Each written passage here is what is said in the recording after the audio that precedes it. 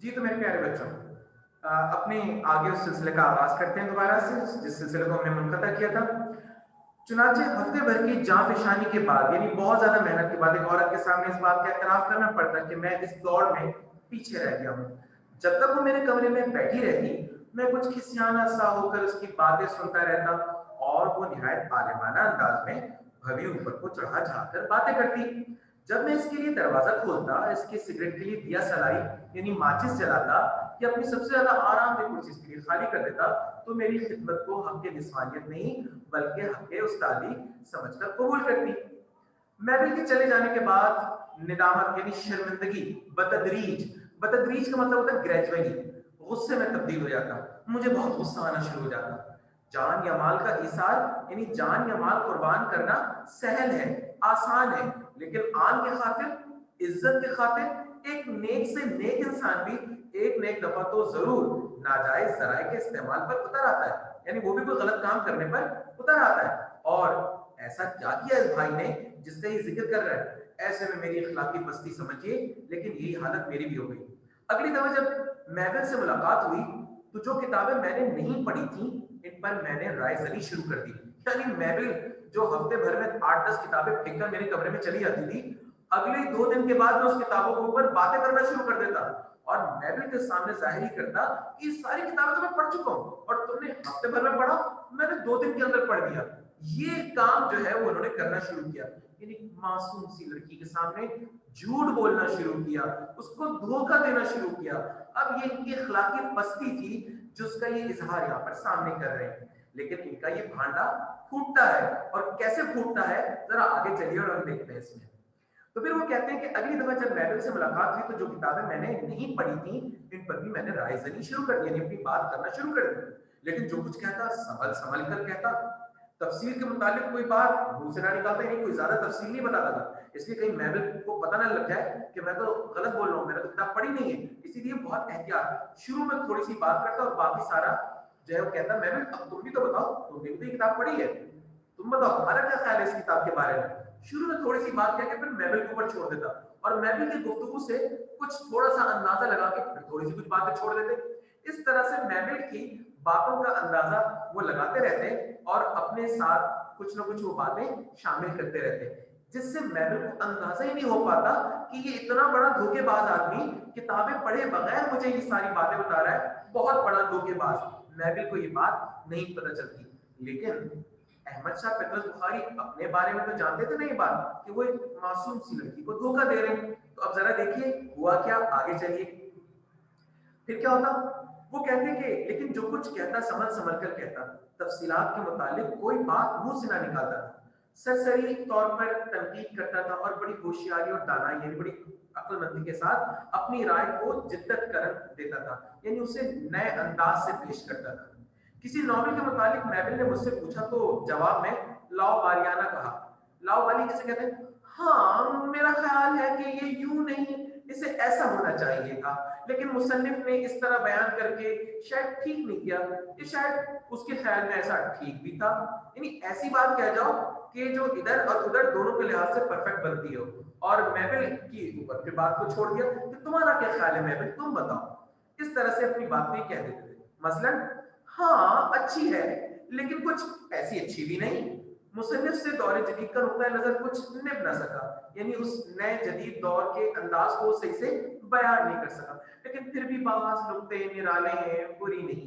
लेकिन ऐसी बात कह दी कि पकड़ में ना आए। कंखियों से, कंखियों यानी चोरी चोरी नजरों से यूं नजर उठाकर महबिल को देखते कि महबिल ने क्या मेरी चोरी को पकड़ लिया या नहीं पकड़ा।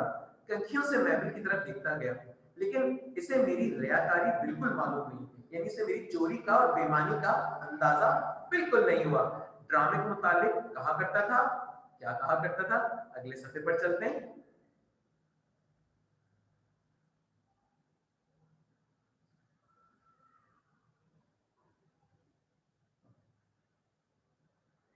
हाँ, पढ़ा तो है, लेकिन अभी तक मैं ये फैसला नहीं कर सका कि जो कुछ पढ़ने वाले को महसूस होता है, वो स्टेज पर जाकर भी बाकी रहेगा या नहीं। तुम्हारा क्या ख्याल है? और इस तरह से अपनी आन भी कायम रहती, यानी अपनी इज्जत भी कायम रहती और गुफ्तगू का बार महबिल के कंधों पर डाल देता। तनकीद की किताबों के बारे में फरमाता, इस नक्काद पर 18वीं सदी के नक्कादों का, नक्काद कहते हैं क्रिटिसाइज करने वाले को, नक्कादों का कुछ कुछ असर मालूम होता है, लेकिन यूं ही नामालूम सा, कहीं कहीं बिल्कुल हल्का सा। और शायरी के मुतालिक इसका रवैया दिलचस्प है, बहुत दिलचस्प, बहुत दिलचस्प। रफ्ता रफ्ता मुझे इस फन में कमाल हो गया, यानी झूठ बोलने में मुझे कमाल हो गया। जिस रवानी और नफासत के साथ मैं नाख्वानदा यानी बगैर पढ़ी किताबों पे, नाख्वानदा का मतलब वो किताबें जिनको मैंने पढ़ा ही नहीं, नाख्वानदा किताबों पर गुफ्तगू कर सकता था, इस पर मैं खुद हैरान रह जाता था। इससे जज्बात को एक आंसू की रसी हो गई थी। अब मुझे बड़ा सुकून सा मिलने लगा था। अब महफिल के आगे मेरा सर झुकता नहीं था, बल्कि सर उठा के बैठता था उसके सामने। अब मैं महफिल को जब सिगरेट जला कर देता था तो बड़े फखरी अंदाज से, अब जब मैं दरवाजा खोलता था तो बड़े फखरी अंदाज से, अब जब मैं उसको कुर्सी देता था तो उसे एक छोटी बच्ची समझकर, जिसकी मैं देखभाल कर रहा हूँ, उसको कुर्सी देता था तो बड़े फखरी अंदाज से। यानी अब एक अंदर जो है बड़ा एक फख्र और तकब्बुर जो है अब इनके अंदर महसूस होने लगा था कि अब जो पहले मैं महफिल से डरता था, झुकता था, इस वजह से कि वो मुझसे ज्यादा पढ़ती है, तो अब मैंने भी अपनी इल्मियत उसके ऊपर जाहिर कर दी। हालांकि वो इल्मियत मेरे लिहाज से तो झूठी है, उस बेचारी को धोखा दे रहा हूं। मर्द कितना धोखेबाज होता है। आगे चलते हैं। अब महफिल से ना दबता था, इसे भी मेरे इल्म फजल का मोतरिफ होना पड़ा। वो अगर हफ्ते में 10 किताबें पढ़ती तो मैं 2 दिन के बाद इन सब किताबों पर रायज़नी कर सकता था। अब इसके सामने निदामत का कोई मौका ना था। मेरी मर्दाना रूह में इस एहसास फतहमंदी से बालिगी, एक मैच्योरिटी, बालिगी कहते हैं मैच्योरिटी को, सी आ गई थी। अब मैं इसके लिए कुर्सी रखता या दिया सलाई जलाता तो अजमत और बर्तरी के एहसास के साथ, जैसे एक तजर्बाकार तनुमंद नौजवान एक नादान कमजोर बच्चे की हिफाजत कर रहा हो। सिराते मुस्तकीम, इसका मतलब है सीधे रास्ता। सिराते मुस्तकीम पर चलने वाले इंसान मेरे इस फरेब को सराहे ना सराहे, यानी मुझे दाद दे ना दे, लेकिन मैं कम से कम मर्दों के तबके से इसकी दाद जरूर चाहता हूँ। खवातीन मेरी इस हरकत पर, इस हरकत के लिए मुझ पर दोहरी दोहरी यानी डबल डबल लानतें भेजेंगी कि एक तो मैंने मक्कारी यानी धोखा दिया और झूठ से काम लिया, और दूसरी औरत को धोखा दिया। वाकई मैंने जिंदगी में बहुत धोखा खाया, बहुत धोखा खाया। धोकर खाया, आप भी धोकर खाए। फल, ये आजकल लतीफा बड़ा चला हुआ है ना कि आप भी धोखे खाएं, और मैंने भी धोखे खाए, आप भी धोखे खाएं, मैंने फल धोखे खाए, आप भी फल धोखे खाएं, ठीक है। लेकिन यहाँ ये वाला धोखा नहीं है, बल्कि यहाँ धोखा फरेब देने वाला के अहमद शाह बुखारी ने फरेब किया, धोखा दिया, ठीक है ना। इनकी तसल्ली के लिए कहना चाहता हूं कि आप यकीन मानिए कि कई दफा तन्हाई में मैंने अपने आप को बुरा भला कहा, बाज़ औक़ात अपने आप से नफरत होने लगती। साथ ही इस बात का बुलाना भी मुश्किल हो गया कि बगैर पढ़ने ही की इल्मियत जताता रहता हूँ। महफिल तो ये सब किताबें पढ़ चुकने के बाद गुफ्तगू करती है, तो बहरहाल इसको मुझ पर तफव्वुक तो जरूर हासिल है, यानी इसको मुझ पर फौकियत हासिल है। मैं अपनी कम इल्मी जाहिर नहीं होने देता, लेकिन हकीकत तो यही है ना कि वो किताबें नहीं पढ़ता। मेरी जहालत इसके नजदीक ना सही, मेरे अपने नजदीक तो मुसल्लम है। इसके ख्याल से इत्मीनान जो है मेरा क्या होता, मफकूद हो जाता, मेरा इत्मीनान खत्म हो जाता। और फिर क्या होता, चलिए अगले सफे पर देखते हैं। उसके बाद कहते हैं मुसन्निफ यानी अहमद शाह फिदरस बुखारी कि कल्ब पर मफकूद हो जाता, यानी मेरा दिल जो है बिल्कुल वो हो जाता, डूब जाता, और कहता कि मैं उस बेचारी औरत को धोखा दे रहा हूँ, और अपने आप एक औरत के मुकाबले फिर हकीर, बहुत छोटा नजर आने लगता। पहले तो मैं बिल्कुल सिर्फ जी इल्म समझता था, यानी उससे पहले तो सिर्फ इल्म वाली जी का जब लफ्ज किसी भी इससे पहले लफ्ज से पहले लगता है ना, तो उसका मतलब बहुत हो जाता है। पहले तो मुझे बहुत आलिम समझता था, बहुत इल्म वाली जी इल्म समझता था। अब वो अपने मुकाबले पाकीज़गी और राजबाजी की देवी भी मालूम होने लगी। अलालत कहते हैं बीमारी को। अलालत के दौरान मेरा दिल ज्यादा नरम हो जाता था। बुखार की हालत में कोई बाजारी सा नावल पढ़ते वक्त भी बाज औकात मेरी आंखों से आंसू जारी होने शुरू हो जाते थे। सेहतयाब होकर मुझे अपनी इस कमजोरी पर हंसी आती थी, लेकिन इस वक्त अपनी कमजोरी का एहसास नहीं होता था। मेरी बदकिस्मती के इन्हीं दिनों मुझे खफीफ, खफीफ अरबी जबान का लफ्ज है, इसका मतलब होता है हल्का, खफीफ सा इन्फ्लुएंजा। इन्फ्लुएंजा किसे कहते हैं बेटा, नजला जुकाम जिसे कहते हैं उसे इन्फ्लुएंजा कहते हैं। इन्फ्लुएंजा हुआ, मोहलिक न था, मोहलिक माने खतरनाक, खतरनाक नहीं था, बहुत तकलीफ दे भी नहीं था। ताहम गुज़िश्ता जिंदगी के तमाम छोटे छोटे गुनाह कबीरा बनकर नजर आने लगे, यानी मुझे अपने सारे गुनाह जो है वो बड़े बड़े गुनाह नजर आ रहे थे इस बीमारी के अंदर। महबिल का ख्याल आया, जमीन ने सख्त मनामत की और मैं बहुत देर तक बिस्तर पर पेचुताप खाता रहा, यानी बिस्तर पर इधर उधर पलटियां खाता रहा। मुझे महबिल का ख्याल आया कि मैंने उस बेचारे को धोखा दिया है। फिर क्या हुआ, शाम के वक्त महबिल कुछ फूल लेकर आई, खैरियत पूछी, दवा पिलाई, माथे पर हाथ रखा, मेरे आंसू टप टप टप गिरने लगे। मैंने कहा, मेरी आवाज है रोने वाली थी, भर्राई हुई थी, मैं मुझे खुदा के लिए माफ कर दो। इसके बाद मैंने अपनी गुनाह का एतराफ किया, मैंने अपने सारे गुनाह बताए कि मैंने तो कभी कोई किताब पढ़ी नहीं थी, मैंने जितनी भी ज्यादा गुफ्तगू की थी तो सब ऐसी थी, मैंने कभी कोई किताब पढ़ के मैंने तुम्हें गुफ्तगू ही नहीं की, सारी किताबें ऐसी हैं, मैंने कभी नहीं पढ़ी। और महबिल को मैंने अपनी सारी मक्कारी और सारी धोखेबाजी बता दी। मर्द भी कितने बेवकूफ होते हैं, जब तुमने कर ही डाला था तो बताने की जरूरत क्या थी, लेकिन इनकी बेवकूफी, सलाम कीजिए इनकी बेवकूफी को, और इन्होंने अपनी सारी बेवकूफी उसके सामने जाहिर कर दी और यूं दोनों हंसते रहे इन सारी चीजों के ऊपर। मुझे खुदा के लिए माफ कर दो। इसके बाद मैंने अपने गुनाह का एतराफ किया और अपने आप को सजा के लिए मैंने मक्कारी की हर तफसील बयान कर दी। हर इस किताब का नाम लिया जिस पर मैंने बगैर पढ़े लंबी लंबी फाजिलाना तकरीरें की थी। मैंने कहा, महबिल, पिछले हफ्ते जो 3 किताबें तुम मुझे दे गई थी, इनके मुतालिक मैं तुमसे कितनी बहस करता रहा हूं, लेकिन मैंने एक लफ्ज भी नहीं पढ़ा। मैंने कोई ना कोई बात ऐसी जरूर कही होगी जिससे मेरा बोल तुम पर खुल गया होगा। कहने लगी, नहीं तो। मैंने कहा, मसलन नॉवेल तो मैंने पढ़ा ही नहीं था।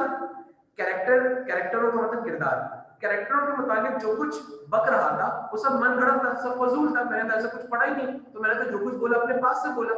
कहने लगी, कुछ ऐसा गलत भी ना था। मैंने कहा, अच्छा, वो गलत नहीं था। मैंने कहा, प्लॉट के मुताबिक मैंने ख्याल जाहिर किया था कि जरा ढीला है, तो ये भी ठीक था। कहने लगी, हाँ, प्लॉट कहीं कहीं ढीला जरूर है। इसके बाद मेरी गुज़िश्ता फरेबकारी यानी धोखाधड़ी पर वो और मैं दोनों हंसते रहे। मैं भी रुखसत होने लगी तो बोली, वो किताबें मैं लेती जाऊं? तो अब मैंने क्या कहा, मैंने कहा कि अब मुझे तौबा का एक मौका तो दे दो, अब तक मैंने ये किताबें पढ़ी नहीं थी, अब मुझे ये किताबें पढ़ने का मौका तो दे दो। तो महबिल ने कहा, अच्छा ठीक है, मैं छोड़ जाती हूँ। अब जरा देखिए, मैंने कहा, एक ताइब यानी तौबा करने वाले इंसान को अपनी इस्लाह का मौका तो दो। मैंने इन किताबों के अब तक नहीं पढ़ा, लेकिन अब इन्हें पढ़ने का इरादा रखता हूँ, इन्हें यहीं रहने दो, तुम इन्हें पढ़ चुकी हो? कहने लगा, हाँ मैं तो पढ़ चुकी हूँ, अच्छा मैं यहीं छोड़ जाती हूँ। इसके चले जाने के बाद मैंने इन किताबों को पहली दफा खोला, तीनों में से किसी एक के वर्ग तक ना कटे थे। मैबिल ने भी इन्हें अभी तक ना पढ़ा था। मुझे मर्द और औरत दोनों के बराबरी में कोई शक बाकी नहीं रहा, यानी उसके अंदर के जो सफे थे वो जुड़े हुए थे, उनको स्केल से किसी ने काटा तक नहीं था। जब काटा ही नहीं तो पढ़ा कहां से? इसका मतलब मैबिल ने भी आज तक किताब को पढ़ा नहीं था। इसका मतलब ये हुआ वो भी मुझे धोखा दे रही थी और मैं भी उसे धोखा दे रहा था, यानी मर्द और औरत दोनों बराबर है। तो जनाब, मर्द साहब ने तो अपनी पोल पट्टी खोल दी, लेकिन खातून ने अपनी पोल पट्टी नहीं खोली, लेकिन उनकी पोल पट्टी उस किताब से सामने आया हो गई, जाहिर हो गई।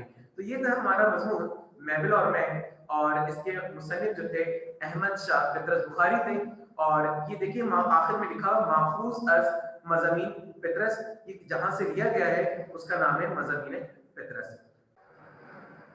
ठीक है जी। ये अल्फाज जो आपने पूछे, मैं आपको यहाँ पर अल्फाज के मायने बताता चलूं। यहाँ पर जैसे पूछा गया कि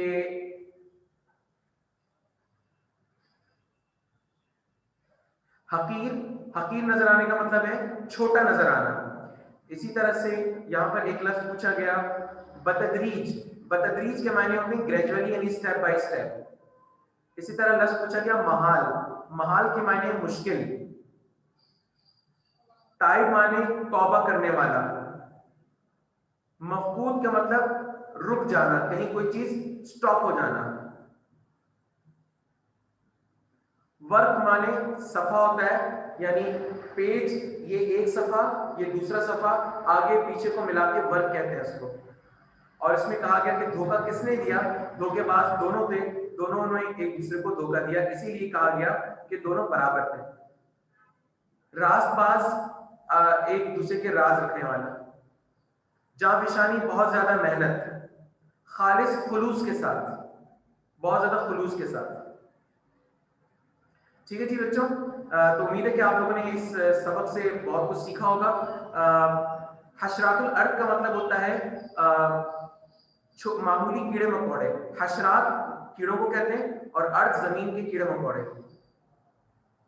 जी हाँ, जो आपको मैंने नोट्स के अंदर आपको बताए हैं वो जरूर देखिएगा। इसके अलावा मेरे जो यूट्यूब चैनल है उसके अंदर अहमद समद उर्दू अदब चैनल के हवाले से जो educational and guidance channel, ask education and guidance channel, उसके अंदर मैंने मुख्तलिफ अपने एमसीक्यूज के लेक्चर डाले हैं। उस लेक्चर्स को जरूर देखिएगा क्योंकि वो लेक्चर्स जो हैं वो आपके लिए बहुत हेल्पफुल होंगे।